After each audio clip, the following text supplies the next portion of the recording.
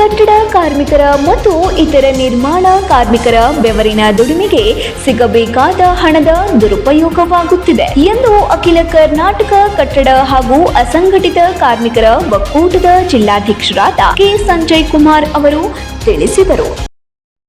ಯಾವುದೇ ಕಾರಣಕ್ಕೂ ನಮ್ಮ ಕಾರ್ಮಿಕರನ್ನು ಬೇರೆ ಯಾರು ಕಾರ್ಡ್ ಮಾಡಿಸ್ಕೋಬಹುದು ಅಂತ ಹೇಳಿ ಅವರೇ ಮುಗಿಸ್ತಾ ಮತ್ತೆ ಇಲಾಖೆಯಲ್ಲೂ ಅವರೆಲ್ಲ ಸ್ಟಾಪ್ ಮಾಡಿದ್ದಾರೆ. ಈಗ ನಿಜವಾದ ಕಾರ್ಮಿಕರು ಲೇಬರ್ ಕಾರ್ಡ್ ಮಾಡ್ಕೊಂಡು ಹೋಗ್ತಾ ಇದ್ದಾರೆ.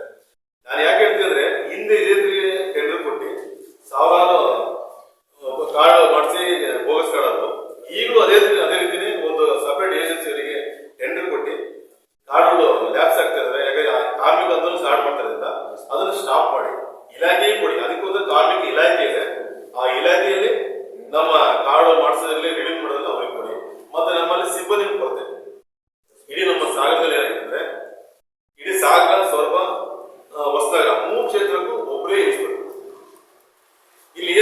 ಸಾಗರದ ಪತ್ರಿಕಾ ಭವನದಲ್ಲಿ ಗುರುವಾರ ಸುದ್ದಿಗೋಷ್ಠಿಯಲ್ಲಿ ಮಾತನಾಡಿದ ಅವರು, ಕಟ್ಟಡ ಕಾರ್ಮಿಕರಿಗೆ ಸಲ್ಲಬೇಕಾದ ಯೋಜನೆಯನ್ನ ಖಾಸಗಿಯವರು ಗುತ್ತಿಗೆ ಹಿಡಿದು ಹಣವನ್ನ ಲಪಟಾಯಿಸುತ್ತಿದ್ದಾರೆ ಎಂದು ಆಗ್ರಹಿಸಿದರು. ಕಾರ್ಮಿಕರ ಬೆವರಿನ ಹಣದ ದುರುಪಯೋಗ ಬೇಡ ಎಂದು ಕಾರ್ಮಿಕ ಸಚಿವರಿಗೆ ಆಯುಕ್ತರಿಗೆ ಮನವಿಯನ್ನ ಮಾಡಿದ್ರೂ ಸಹ ನಮ್ಮ ಮಾತಿಗೆ ಬೆಲೆಯೇ ಸಿಗುತ್ತಿಲ್ಲ ಎಂದು ದೂರಿದ ಅವರು, ಕಾರ್ಮಿಕರ ಮಕ್ಕಳಿಗೆ ಶೈಕ್ಷಣಿಕ ಸೌಲಭ್ಯ, ಮದುವೆ ಸಹಾಯಧನ ಸಿಗುತ್ತಿಲ್ಲ. ಮರಣ ಸಹಾಯಧನದ ಜೊತೆಗೆ ಪಿಂಚಣಿ ಸೌಲಭ್ಯ ಸಹ ನಿಲ್ಲಿಸಲಾಗಿದೆ ಎಂದು ದೂರಿದರು. ಕಾರ್ಮಿಕ ಒಕ್ಕೂಟವು ಬೆಂಗಳೂರಿನ ಫ್ರೀಡಂ ಪಾರ್ಕ್ನಲ್ಲಿ ಬೃಹತ್ ಪ್ರತಿಭಟನೆಯನ್ನ ಮಾಡಲು ಚಿಂತನೆಯನ್ನ ನಡೆಸಿದ್ದು, ಮೊದಲ ಹಂತವಾಗಿ ರಾಜ್ಯದಾದ್ಯಂತ ಕಾರ್ಮಿಕ ಜಾಗೃತಿಯನ್ನ ಮೂಡಿಸುತ್ತಿದೆ. ನಂತರ ಪ್ರತಿ ತಾಲೂಕು, ಹೋಬಳಿ ಮಟ್ಟದಲ್ಲೂ ಪ್ರತಿಭಟನೆಯನ್ನ ನಡೆಸಲಾಗುತ್ತಿದೆ ಎಂದು ತಿಳಿಸಲಾಯಿತು. ಸರ್ಕಾರ ಏನು ಒಳ್ಳೆ ಉದ್ದೇಶ ಮಾಡಿದೆ.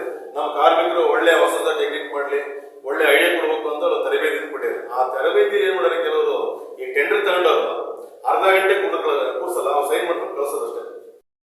ಅವ್ರಿಗೆ ಇಂಥ ಕಿಟ್ ಕೊಡ್ತಾರೆ.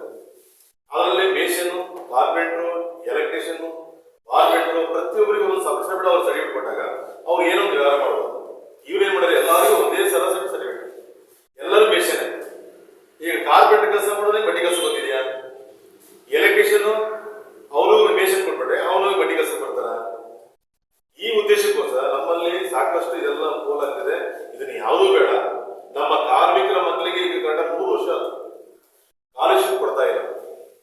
ಯಾಕಂದ್ರೆ ಹಿಂದೆ ಸರ್ಕಾರ ಕೊಡ್ತಾ ಇತ್ತು 5ನೇ ಕ್ಲಾಸಿಂದ 8ನೇ ಕ್ಲಾಸ್ ತನಕ 8,000 ರೂಪಾಯಿ, 10,000 ರೂಪಾಯಿ, 20,000 ರೂಪಾಯಿ, PhD ಮಾಡೋ ಮಕ್ಕಳ ತನಕ ಕನಿಷ್ಠ 75,000 ತನಕ ಸ್ಕಾಲರ್ಶಿಪ್ ಕೊಡ್ತಾ ಇತ್ತು.